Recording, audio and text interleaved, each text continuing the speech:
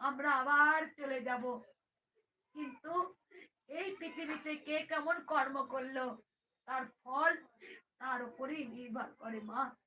আমি নিজে জানি মা, কেউ কুকর্ম করলে তাকে তুমি ঠিক সাজা দাও, আর যে ভালো কর্ম করে তাকে তুমি অনেক ভালো ফল দাও।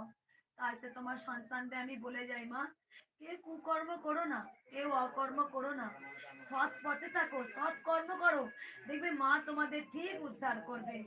তাই আমরা উপলক্ষ মা, এই জগৎ তো তোমার।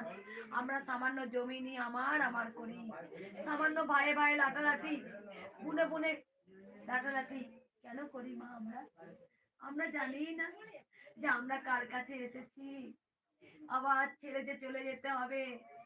এ জগৎ যে আমার নয়, এ জগৎ যে সবই তোমার মা, এ সব তোমার।